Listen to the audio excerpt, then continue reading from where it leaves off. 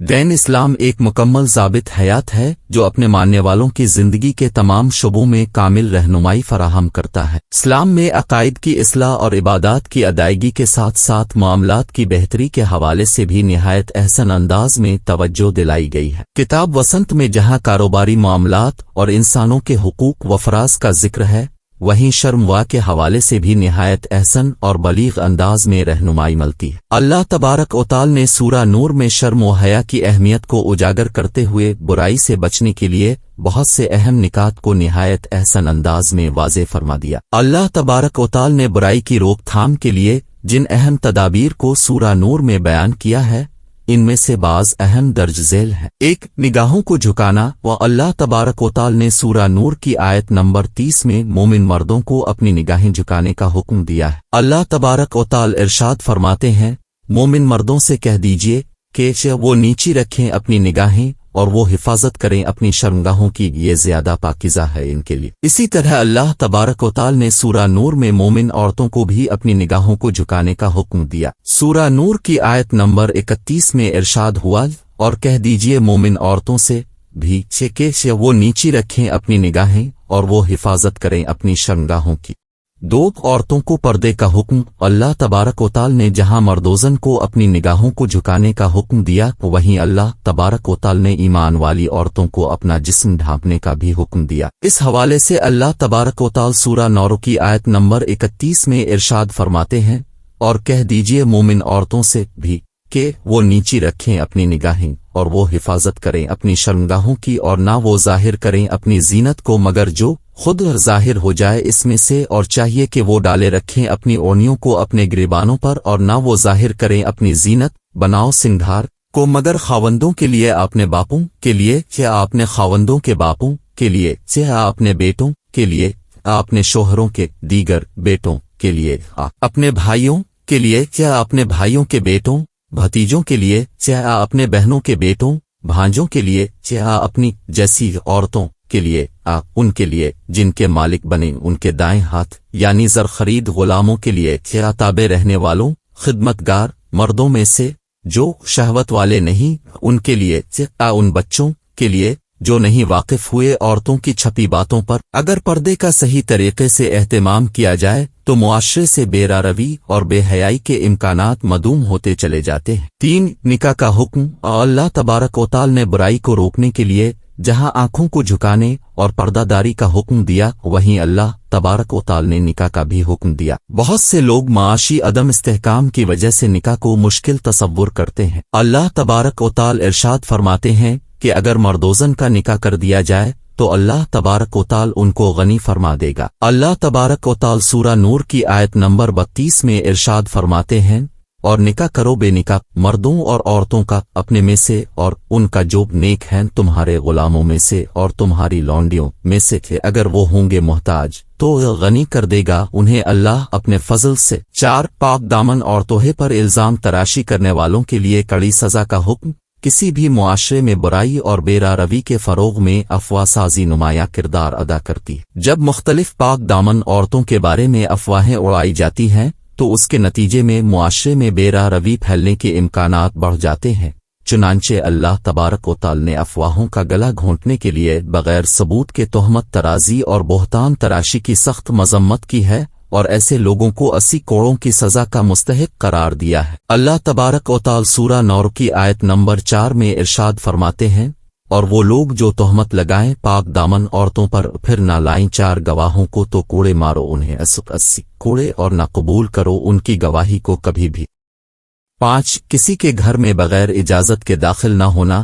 معاشرے میں بے روی اور برائی کے پھیلاؤ کی ایک بڑی وجہ غیر محرم لوگوں کا ایک دوسرے کے ساتھ اچانک ٹکراؤ بھی۔ اللہ تبارک و تعالی نے اس ٹکراؤ اور اختلاط کو روکنے کے لیے اہل ایمان کو اس بات کی نصیحت کی ہے کہ جب وہ کسی کے گھر میں داخل ہوں تو بلا اجازت داخل نہ ہوں۔ اگر وہ کسی کے گھر میں جائیں توانون کو گھر میں داخلے سے پہلے اجازت لینی چاہیے تاکہ وہ گھر کی پرائیویسی میں مداخلت نہ کرے۔ اللہ تبارک و تعالی سورہ نور کی آیات 27 تا 29 میں ارشاد فرماتے ہیں، اے وہ لوگو جو ایمان لائے ہو، نہ داخل ہوا کرو دوسرے گھروں میں اپنے گھروں کے علاوہ یہاں تک کہ تم انس حاصل کر لو، یعنی اجازت لے لو اور سلام کر لو ان کے رہنے والوں کو، یہی بہتر ہے تمہارے لیے تاکہ تم نصیحت حاصل کرو۔ پھر اگر تم نہ پاؤ ان میں کسی ایک کو تو تم نہ داخل ہو ان میں یہاں تک کہ تم کو اجازت دی جائے، اور اگر تم سے کہا جائے واپس ہو جاؤ تو واپس ہو جایا کرو، وہ پاکیزہ ہے تمہارے لیے، اور اللہ اس کو جو تم عمل کرتے ہو خوب جاننے والا ہے۔ نہیں ہے تم پر کوئی گناہ کہ تم داخل ہو جاؤ ایسے ایک گھروں میں کہ سے رہائش نہیں کی گئی ان میں، اور ان میں تمہارے فائدے کی کوئی چیز ہو، اور اللہ جانتا ہے جو تم ظاہر کرتے ہو اور تم چھپاتے ہو۔ 6 خلوت کے اوقات میں بچوں اور ملازمین کے بغیر اجازت رہائشی کمروں میں داخلے کی ممانعت۔ اللہ تبارک و تعالی نے برائی کی روک تھام کے لیے کم سن بچوں اور ملازموں کو ایسے مناظر کو دیکھنے سے بچانے کے لیے بھی بڑے خوبصورت احکامات نازل کیے ہیں کہ جن کو دیکھنے کے بعد بچوں اور ملازموں کے ذہنوں پر منفی اثرات مرتب ہو سکتے ہیں۔ چنانچہ اللہ تبارک و تعالی نے 3 اوقات کو خلوت کے اوقات قرار دے کر ان میں بلا اجازت داخلے کو منع فرمایا ہے۔ سورہ نور کی آیت نمبر 58 میں ارشاد ہوا، اے وہ لوگو جو ایمان لائے ہو، چاہیے کہ اجازت طلب کریں تم سے وہ لوگ جن کے مالک بنے تمہارے دائیں ہاتھ، اور وہ لوگ بھی جو نہ پہنچے ہوں بلوغت کو تم میں سے 3 مرتبہ، یعنی 3 اوقات میں، فجر کی نماز سے پہلے، اور جب تم اتار دیتے ہو اپنے کپڑے دوپہر کو، اور عشاء کی نماز کے بعد۔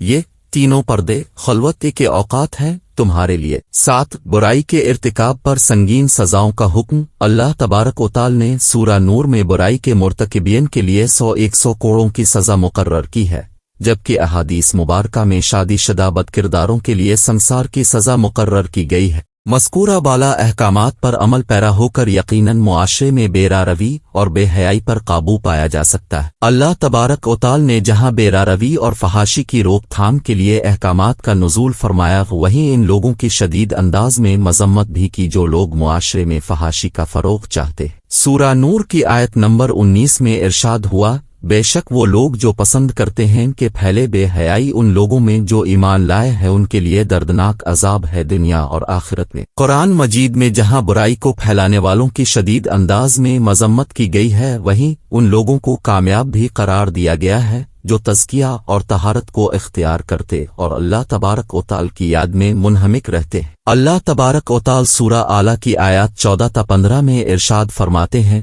یقیناً کامیاب ہو گیا جو پاک ہو گیا اور اس نے یاد کیا اپنے رب کا نام، پس نماز پڑھی۔ قرآن مجید کے ساتھ ساتھ احادیث مبارکہ میں بھی حیا کی اہمیت کو نہایت خوبصورت انداز میں بیان کیا گیا ہے۔ اس حوالے سے 3 اہم احادیث درج ذیل ہیں۔ ایک صحیح مسلم میں حضرت عبداللہ بن عمر سے روایت ہے کہ نبی کرم نے ایک آدمی سے سنا جو اپنے بھائی کو حیا کے بارے میں نصیحت کر رہا تھا تو ابن فرمایا، حیا سے مت روکو، حیا ایمان میں سے ہے۔